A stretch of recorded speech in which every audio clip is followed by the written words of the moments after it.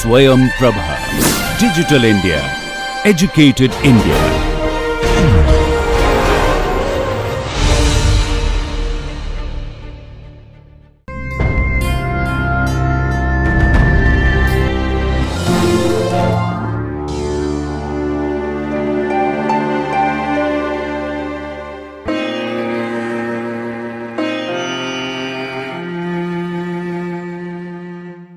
Hello students, welcome to Swayam Prabha.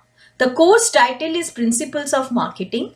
The lecture title is Distribution Decisions Part 1. This is Module 12, Lecture 1. I am Dr. Shoma Sengupta, Associate Professor Commerce, Kamla Nehru College, University of Delhi.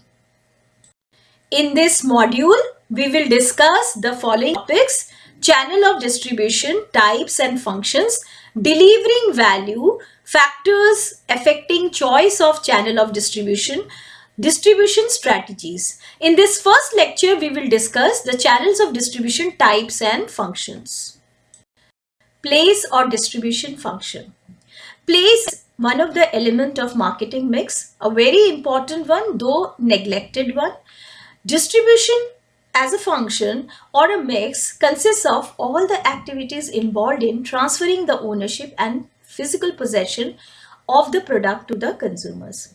Now, product has been manufactured somewhere and that has to be delivered to the ultimate consumer or industrial user.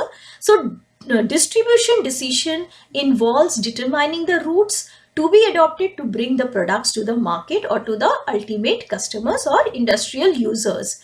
Distribution is the application of the motion to the materials as they move from times, places, forms and conditions where they have no value to the times, places, forms and conditions where they have value. So in that process, they create utilities, the time utility and place utility. All this is created by distribution. This P of marketing mix receives less attention and hence was described as Industry's Dark Continent by Peter F. Drucker. So as I was telling you, although an important element of marketing mix, it is the most neglected one. Distribution function involves a process of establishing distribution strategies. Distribution system has two components: channel of distribution and physical distribution. Channel of distribution is like the intermediaries or the process through which the products are transferred from producers to ultimate users like wholesalers or retailers. Physical distribution is the flow of goods to the ultimate consumers, which includes transportation, warehousing and inventory management. Channel of distribution, also known as marketing channel. Now, production is done at a place and final products have to be made available to the final users of the product. The consumers are scattered in large geographical areas and the producers cannot reach the consumer on its own. Hence, the firm needs the help of marketing intermediaries like wholesalers and retailers to make their products reach the ultimate consumers. The way products reach to the ultimate consumers is called distribution channels or marketing channels. So if we define this channel of distribution, according to American Marketing Association, a channel of distribution or marketing channel is the structure of intra-company organization units and extra-company agents and dealers, wholesalers and retailers through which a commodity product or service is marketed. The channel of distribution ensures availability of right quantities of right product to the right location where the target consumer wants them at the right time. In simple statement, we can say that channel of distribution is the route or path along which products flow from the point of production to the point of ultimate consumption or users. It is the process or the intermediaries through which the products are transferred from the producers to the ultimate consumers or users. The pathway of goods comprises of the structure of intra-company organizational units, agents and dealers, wholesalers and retailers.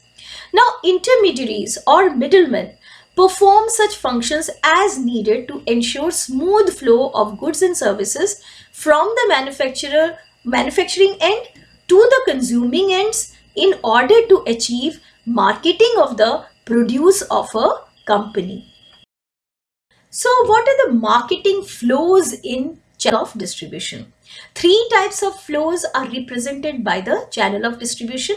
One is the product flow. So from where the product is flowing to where it flows downward from the producer to the consumers. Cash flows upward from the consumer to the producer in the form of payments. And marketing information flow, this flows both sides, the producer from the producer to the consumer as well as from the consumer to the producer. Then there are different ways of distributing the product. One is the direct selling or direct marketing, and another is through middlemen or intermediaries. So when we talk about direct selling or direct marketing, there are no intermediaries between the manufacturer and the consumer. So manufacturer to ultimate customer, the goods are moving.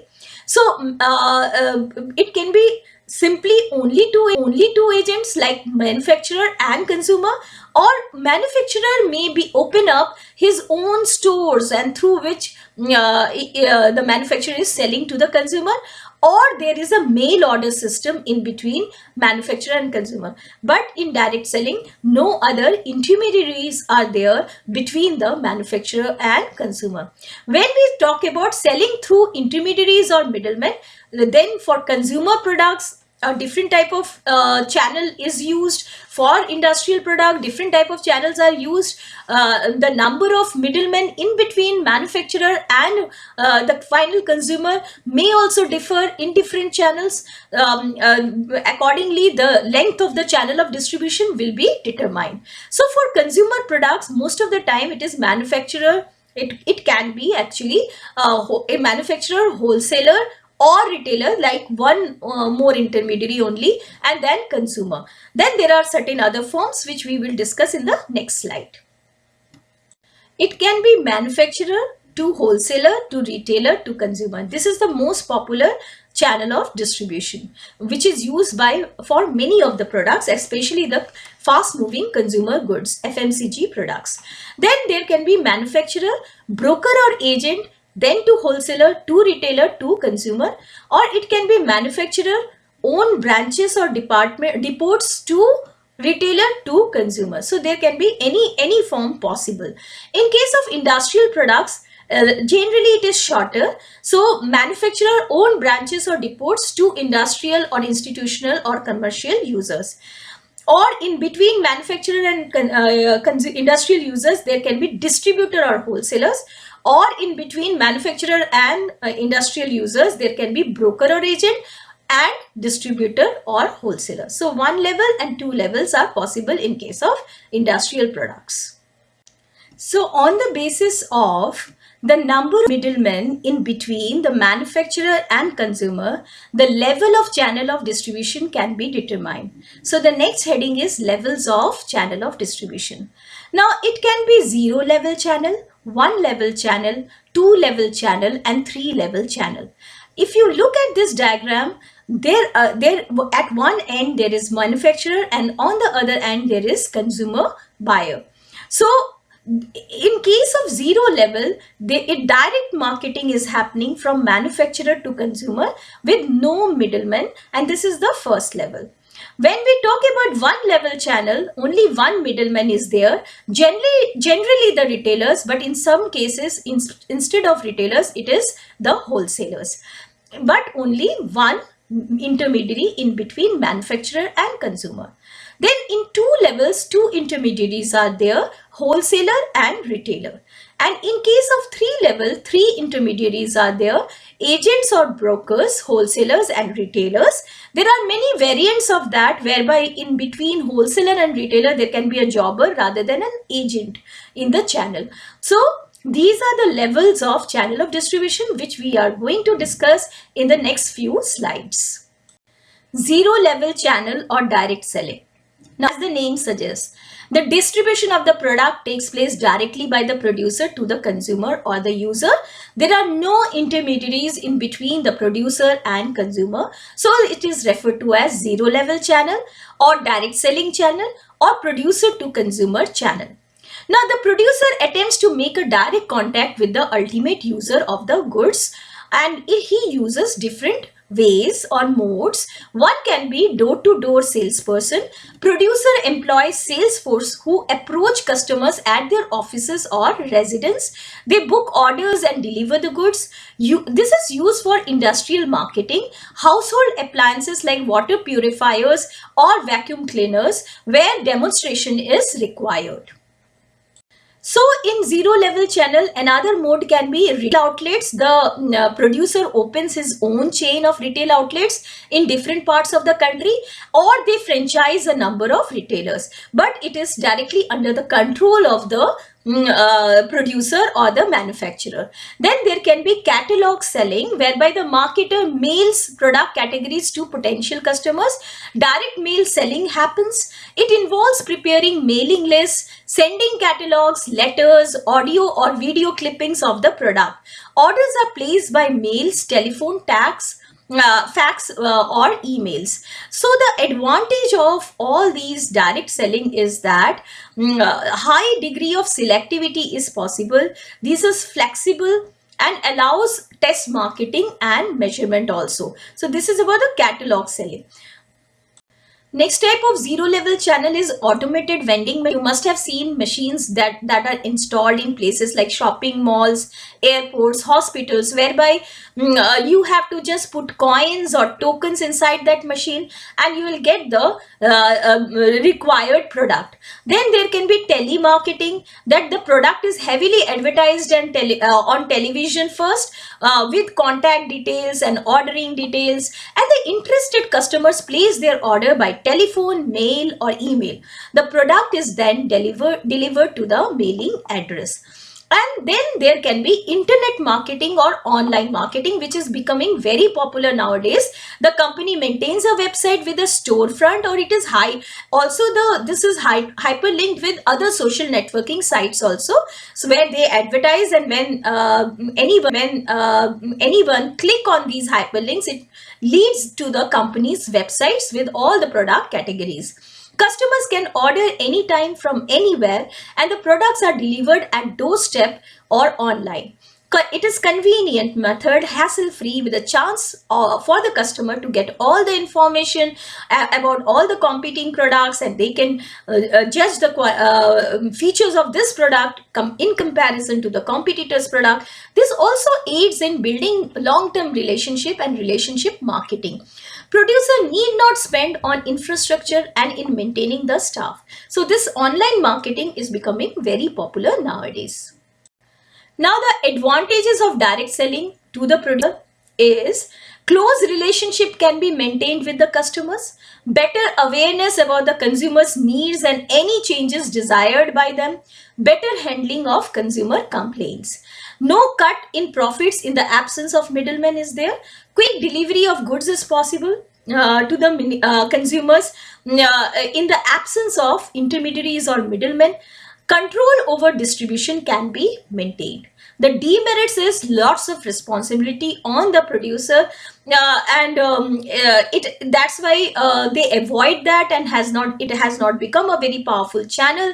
It is expensive. The producer has to spend on operating outlets, bearing all the cost of transportation, in training, maintaining and supervising large number of sales force.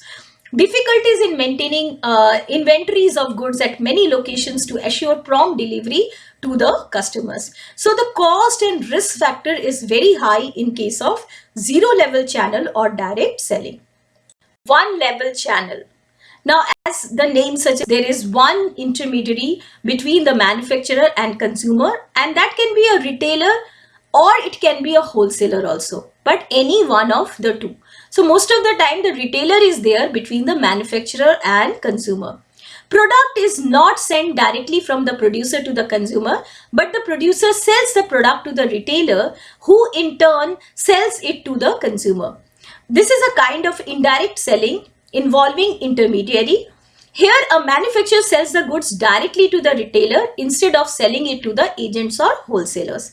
Suitability: when products are perishable and the speed in distribution is extremely essential, then this type of channel can be used.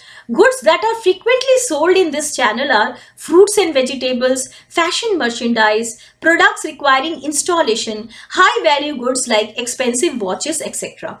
So nowadays the size of retail outlet is increasing, and they are becoming huge players and who buy goods from different manufacturers and directly sell it to the consumer. So big retail outlets are there in the form of departmental stores or supermarket who do, or hypermarket who do all the kind of buying and selling. So this is one level channel. Two level channel. Now the traditional distribution channel and involves two intermediaries in between the manufacturer and the consumer, and they are wholesaler and retailer. So this is the channel is like manufacturer to wholesaler to retailer to consumer, and this is quite popular in most of the type of products, and as I told you, especially for FMCG products, that is fast moving consumer goods, this channel is used. Wholesaler, after purchasing the material in large quantity from the manufacturer, sells it in small quantity to the retailer. Sometimes the wholesaler is granted a certain portion of the total profit, in turn for which he or she buys, stores, sells, delivers and extends credit. Retailer make the products available to the consumers, spread whole over, who can buy in small quantities as per their requirements. This is suitable for two types of products.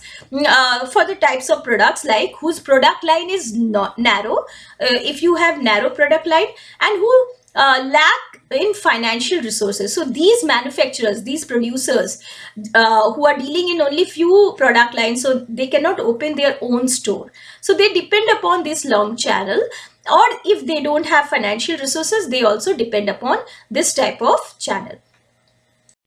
Also, those producers whose products are durable and not subject to fashion changes or physical deterioration, they also go for it, because those products which are not perishable, they can go for this type of channel.